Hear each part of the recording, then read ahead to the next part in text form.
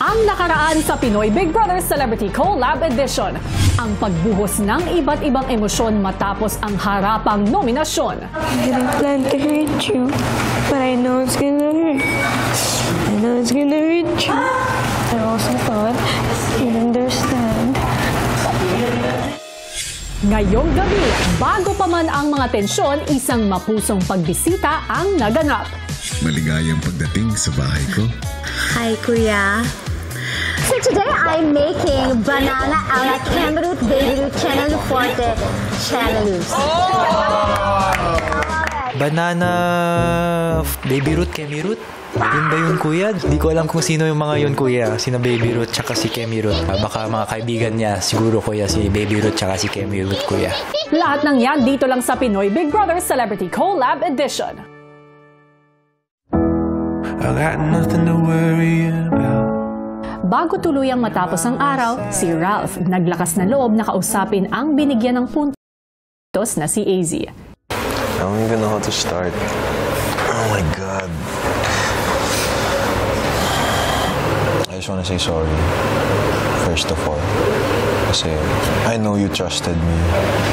Yung mga kwento mo, yung mga rants mo about what you were thinking about, what you were worrying about. I just want to apologize. That's the reason that we used kanina to give you guys the points. I completely understand if you feel betrayed, if you feel like you can't trust me anymore. And that's why I couldn't get myself to talk to you right away. Okay naman. Totoo naman din yung mga sinabi mo. It was true. I can't lie, it was really painful. Especially that it was coming from you guys. I really didn't expect it na kayo pa. Yung titik part, I really thought you were the one who really understood me. Support na yun. And I didn't expect that you would use it against me. We talked about it eh. Sakit. I know ang dami ko pagkukulang. Just hurts coming from you guys. I'm fighting this for Riv. I'm fighting this for Riv. Reason bakit na-nominated siya. He really doesn't deserve this. So you're not gonna give up this week? Say it. Say it. I won't. Say it. I won't give up this week. And? Laban. Ano? I have no right. It's okay. Sorry na. Don't worry about it. It's okay. I'm just happy you guys are safe. Ilang sandali pa, naghanda ng matulog ang lahat. Night, guys! Magpahinga na ngayon. Night! Good night! Pray. Night!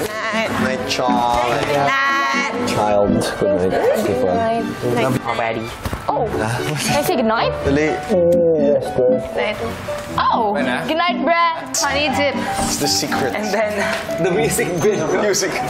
Night, girls. Good night, Mom. Nighty, baby. Matapos nga ang mahabang araw ng mga housemates, sa huli ay nagawa nilang malagpasan ang pagsubok ng harapang nominasyon na may pagmamahal at pagkakaintindihan pa rin sa isa't isa. Pero paano nga kaya ang tatakbuhin ng mga susunod na araw kung mas matinding hamon pa ang kanilang haharapin? Yan ang ating aabangan.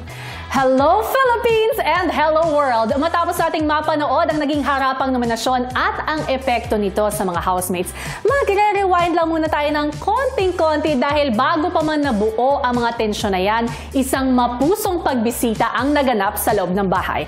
Ating babalikan ang mga kwentong yan, narito. Matapos magkaroon ng kanilang final duos, ipinatawag ni Kuya ang housemates para sa isang task. Housemates! isang task ang nais kong ipagawa sa inyo na tatawagin kong The Art of Giving. Sa task na ito, duo kayong gagawa ng isang painting kung saan ninyo ipapahayag ang charity na nais ninyong tulungan at mga personal ninyong dahilan sa pagpili ng charity na ito.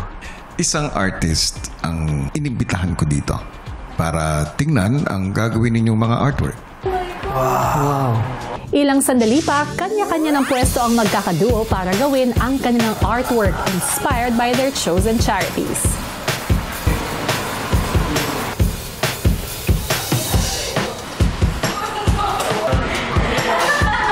Ang ganda. Hindi pala naisip natin to.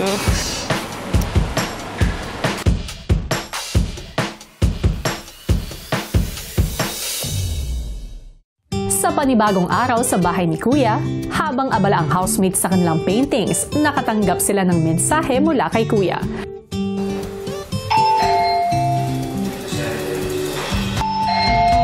Don't go breaking my heart. Heart is correct. Okay. Kuya, I thought. Oh my God! It's not the heart, Evan! It's not the... Oh my God! It's hard to find. Hala! Hala! Oh my God! It's heart talaga! Oh my God! Makikita ko na si Mama Mary. Oh my gosh, you miss heart. Girl, let's redo that. Let's erase everything. Real. Nafe-feel ko na po talaga na Miss Heart Evangelista is on her way! ayun po, sobrang kinikilig po talaga ako. Wow! Maya-maya pa si River tila excited sa mga nakita sa plasma. Grabe, Heart. Punta dito. Paredy ka bigla.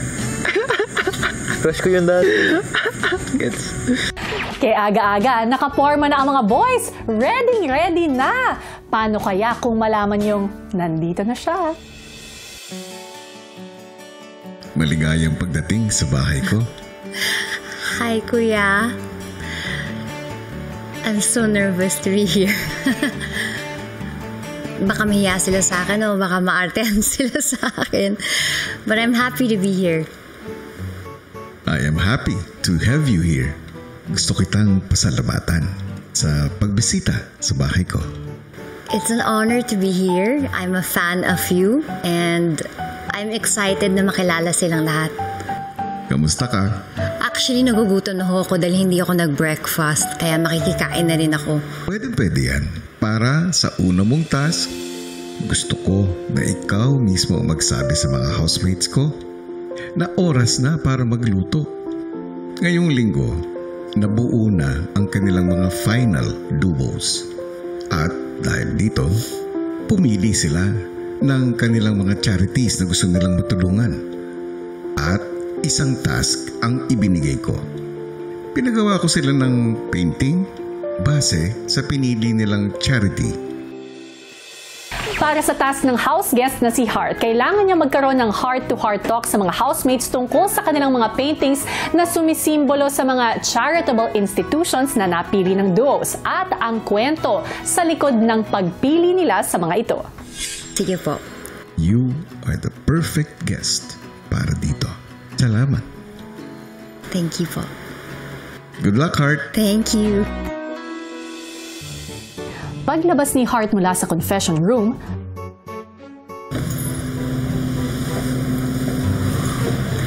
Nagugutom na po ako. Coach. Kuya, saan po yung garden? in fair, curious din ako, ano nga kaya yung career ni Kuya? Baka naman, isa lang talaga siyang Kuya. Here?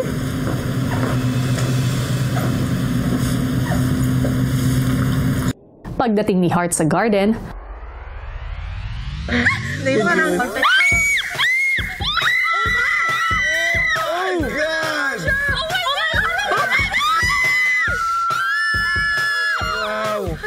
Nung lumabas po siya sa garden area, ayan po kuya, nakasmile siya, nag-wave-wave siya, tapos para siyang prinsesa na pumasok dito sa bahay kuya. Hi po! nagugutom na talaga ako. Kumain na tayo. It's time to prepare the food for today. Mga madam. Sabi ko sa inyo. Hi, Miss Hart. Hi, madam. I'm Clarice. Hi, Clarice. Hi, Miss Hart. Thank you po, Miss Hart. Thank you. Hi, nice to meet you. Wait lang. Starstruck kami, kuya. Parang nakatunganga lang kami sa kanya, kuya. Grabe yung liit ng mukha. Tsaka nung lumapit na siya, kuya, Diyos ko, Lord, ang bango. Hi, Charlie. Oh my God! Ito ka nga ganyan. Ang ganda-ganda mo kaya. She's gorgeous, kuya. She was glowing like an angel. Ang gutom na si Heart gustong tumulong sa kusina. Gagawin natin kung hindi pa tayo nakaluto. Hindi, magpe-prepare now. I will help. Tulungan na kita. Anong balak niyo? May something. Nakakahiya naman. The heart is there. Yun yung pinakakabado kong nagluto. But ang saya kasi kung hindi namin in-expect na sobrang kalog niya. Napaka-humble. Maya-maya pa, si Heart naisipan namang mag-tablescape. Magka-tablescape tayo. Pwede ba akong manggulo ng konti? Para ma-feel natin yung moment. Yes. You can have anything also. Oh, wow. Wow. Diba? Wow! Merry Christmas! The condiments of discussion. Yes. We place that over there. Kung maaaring magkaaway, walang choice. Can you please pass the salt? Grabe kuya, unang beses ko nakita ang dining table na ganyan yung setup. Na parang formal dining kuya, yung atake. Diba? Ang ganda. See the difference? On yung candles natin. Ang gusto ko ipa-dim lights to, kuya. Kuya, let's...